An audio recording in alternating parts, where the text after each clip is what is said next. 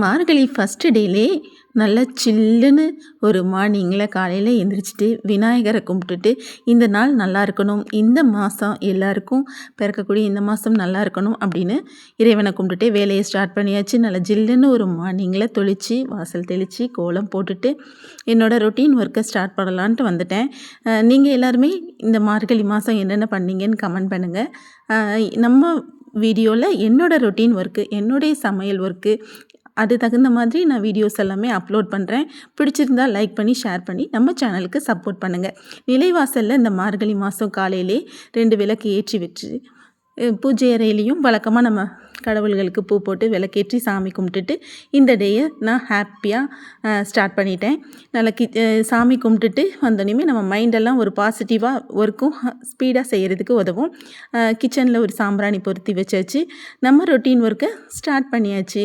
காலையிலே பிரேக்ஃபாஸ்ட்டு என்ன செய்யலாம் அப்படின்னு நாளே நம்ம பிளான் பண்ணி வச்சிட்டோன்னா நம்ம சமைக்கிறதுக்கும் ஈஸியாக இருக்கும். சாதம் ஒரு பக்கம் வெந்துட்டுருக்கு, பொடி ஒரு பக்கம் வேக வச்சுட்டேன். இப்போ பசங்களுக்கு லஞ்சு பிரேக்ஃபாஸ்ட் எல்லாமே செஞ்சு கொடுத்துடலாம்.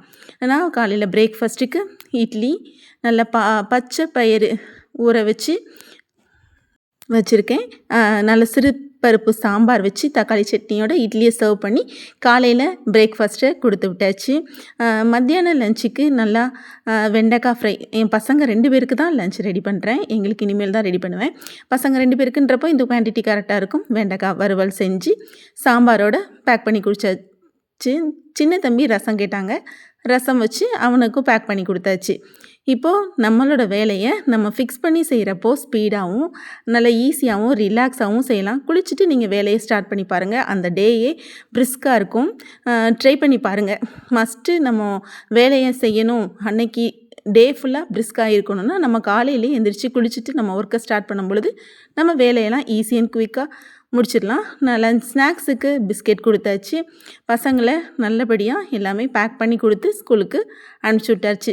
இப்போ ஸ்கூலுக்கு போனோடனே பசங்க போனதுக்கப்புறம் நமக்கு ஒரு 5 டைம் ரிலாக்ஸ்மெண்ட் கிடைக்குமா. அந்த ரிலாக்ஸ்மெண்ட்டில் நான் டீ போட்டு குடிச்சிட்டு தான் ரிலாக்ஸ் பண்ணுவேன்.